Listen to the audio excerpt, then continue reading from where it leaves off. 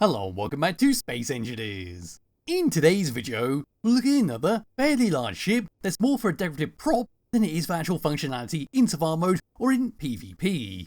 So this thing that I'm currently standing on top of is simply called the OPC Seiza Light Cruiser, which is this lovely thing all the way over here. So this is a very uniquely designed ship with a golden ball in the middle. This golden ball is how we're actually going to be driving this thing around. But it does not have an interior. No, this is one thing that did catch me off guard with this whole ship, is there's no interior to walk around in. We simply come below the golden ball, so all the way down to here, and up in this little gap, we've got the bottom of our cockpit to drive it around. Now, because of this setup, we cannot see outside in the first-person view, so we're heavily reliant on the camera at the front of the ship to actually aim the guns and see where we're going if you do want to use the third-person view, or if the third-person view has been disabled in your world, so do be aware of that. All the way back over to here, as you see, we've got dual railguns to blast your enemies with. We've got some assault cannons at the front, which have been scripted up via the salvo script, which you'll be able to see at the back of the ship through some barred windows. We've got some turrets around the outside for a bit of automated firepower, and we've only got ion thrusters on this ship, so only good for flying through space. Pressing F10, find it in spawn menu, there it is. This thing is 1,428 large blocks, using a couple of the DLC packs, and we do have a nice bit of information all about it. So over here we've got the lore giving a bit of story behind this ship and what it's made for, all the way down to the bottom. Then you've got some notes that stating that it's a terrible ship for combat, and it is made for a prop rather than functionality. Then all the way down towards the bottom, they've got all the controls about it, so you know exactly what you're getting with this ship. And down at the very bottom is the script, the salvo script, which we've already talked about. So giving this thing a thumbs up, move around towards the very front, have a look around the outside, see what it has to offer. Then after I get into the cockpit, go through the controls, drive around for a bit, then I believe that'll be that. So for the very front of the Seiza Light Cruiser, this is what we get. But right in the very middle, as you can see, we've got a bunch of assault cannons, which have been all scripted up so they fire on a 1, 2, 3, 4, 5, 6, 7, 8, 9 pattern, instead of firing all at the same time, giving you nice sustained firepower, rather than unloading everything at once. Above and below that, we can see some slightly off-brown concrete steel blocks, then some purpley blocks that start going around the side of the ship. Moving around onto the side, we see coming all the way around and across, then abruptly stopping before transitioning over to a grey steel block. On top and the bottom there, we see our turrets with nice bit of automated firepower. There's the start of many ion thrusters go all the way around this thing. Then we can return back to the purple, back to the grey. Here's your big old railgun on this side. It has been connected up by some curved conveyors that link across towards the golden section on the very middle of the ship. We're going to be driving this thing around. Moving further across, there we are for Gatling gun on these sides. Towards the back there, there's some solar panels adding as a fake little fin. Moving further across, more ion thrusters in two different types, more purple blocks, and more of the brownish concrete steel blocks to make up the bulk of this vehicle. Towards the back, there we are, so we've got some large ion thrusters, a couple small ones, which should give us a nice boost of speed when driving this thing around. Then moving all the way up, and this is where all the details got to be on this ship. We're going to come across. Over into this section, we see some barred windows. We're pushing the camera all the way through. We've got a programmable block with the salvo script. Then over there we can see our jump drive. We can jump a very respectable distance. Pushing it all the way through into the area that we wouldn't normally be able to see. We see gyroscopes, we see batteries lining everywhere. Going further down, there's the side of the jump drive. It's just a bunch of gyroscopes and batteries lining this area. Only pulling away. Looking at it like so. Ion thrusters help move you down. Cross towards the middle. There we are, we see the tops of some ion thrusters, which will stick out on this section right here. So there they are, right there. On the top, another turret for a bit more defense. Spinning the camera all the way around once again. Looking at the central section with my light turned on. And that is what we get. So we see the solar panel on the opposite side. We see how all the blocks come into the middle circular section of grey steel blocks. Then that comes into a golden ball, which is what we talked about earlier, which is where our cockpit is sitting. Pushing the camera all the way through into the golden ball. And there we have a conveyor. All the way down. Lots and lots of conveyors. It's just ultimately a junction linking all the ship together with a cockpit at the very bottom. Putting away, looking at on these sides. There we are. Looking at it like so. That's it for the top section. Towards the front. More ion thrusters. Another turret. And there we are at the very front of our top mounted camera. And of course our assault cannons in this little hole right there. Putting my light on once again, coming down underneath it. Past this part, largely the same as the top.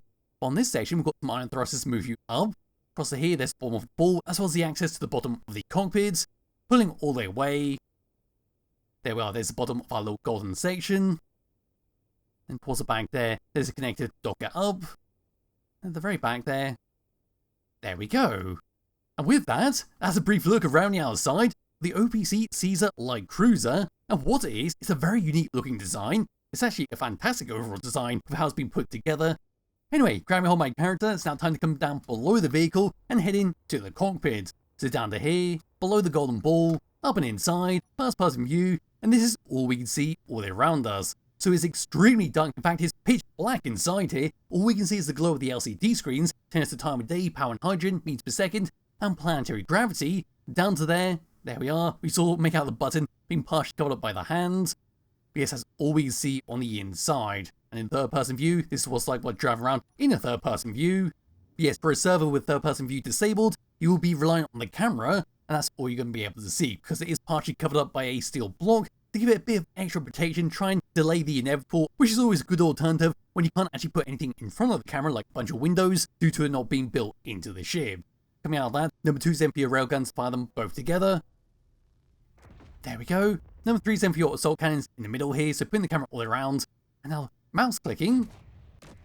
There we go, we see it's now which is firing on a salvo script rather than all at the same time, making it very efficient on ammunition, and what allows you to, like I said earlier, do a sustained bombardment of whatever enemies you're trying to pummel. Bring up the HUD once again, then got your turrets to manually fire them with a mouse click. Number 6 then for your connector to lock and unlock it. Number 8, number 9 is for your jump drive where you can press number 9, and as you can see we can jump 1,838.2 kilometers, which is very respectable for a large ship with a jump drive. We're going to do that right now while going over to tab number 2. So on this tab we then got our batteries, our reactors, solar panels, ion thrusters, the large and small ones, and our gyroscopes to control the power to make sure it behaves exactly how you want it to behave. Tab number 3, then got your beacon, your turrets on and off, and then your oxygen tank to stockpile on and off. 4, 5, 6, 7, 8 and 9 we've got nothing else, so now it's time to drive this thing around before, I suppose, crashing it into an asteroid. So bring the sunlight background just a little bit because it is very dark, and yes, there will be a link to Skybox in the description below. I believe it is called Hubblegum, made by Splitsy. No, here we go, moving forwards, and that's what we get. So we are bloody fast, thanks to all those thrusters at the back there, and I would be incredibly disappointed if it was not fast, considering how many large ones there are strapped to the back. Come to a stop, that's what we get. It's not too bad at the end of the day, but luckily we do have plenty of gyroscopes on here to do a full 180 and make it stop a hell of a lot quicker. There we go, look at that go all the way down. Have to get the angle correct. There we are, back at 0. Moving left. And moving right, we are very, very slow with that, so don't rely on that for maneuvering around outside of parking. Moving down. Again, very slow, but not as slow as moving left and right. Moving up. Feels about the same as moving down, so it's a little better than left and right, but nowhere near forwards and backwards.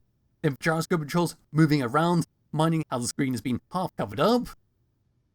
And that's what we get. There is a hell of a lot of weight on here, so the point does drag around a little bit. For us to start moving it, let go of the mouse. It takes quite some time to come to a stop, so it does follow through quite a lot. So do be aware of that when trying to aim your guns, especially against a fast moving target. But I suppose that is why you got turrets all around this thing, to actually assist with fast moving targets, when you can't actually align up the assault cannons. But other than that, that's pretty much it for this ship, all it has to offer, what it looks like. I was quite surprised when there was no interior on this ship, because I was expecting the golden section in the middle to actually be a very special section, like say where the jump drive is sitting, or maybe a reactor system is sitting, then having the front of the ship as more of the living quarters to walk around in. But no, there is no living quarters. I've shoved the camera all the way through. It's simply the cockpit, get inside, and drive around. Very zero-thrill ship to mess around with in your world. So yes, to finish off this video, what I'm going to do now is line up with this asteroid, with a slam straight into it, see how it crumples, and then that'll be that for this video.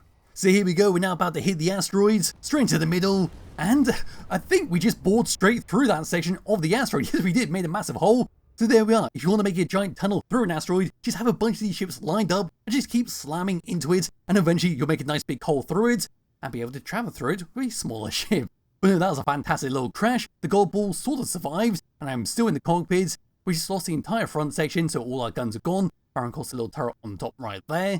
And we somehow lost the back of the ship, and of course the large iron thrusters on one side of the ship and the back. You can actually see it completely hollow there, with my character coming all the way around into here. And I suppose if you really want to, you could convert this now into a station and flesh out this area as a base to use in survival mode. But no, that's a bit silly. However, just end this video here. It's a fantastic looking ship, even if it's not made to actually be used in survival mode or PvP. And just highly recommend downloading it, because it does have a fantastic design overall. And well, I'll be back with another video some way soon. Bye bye.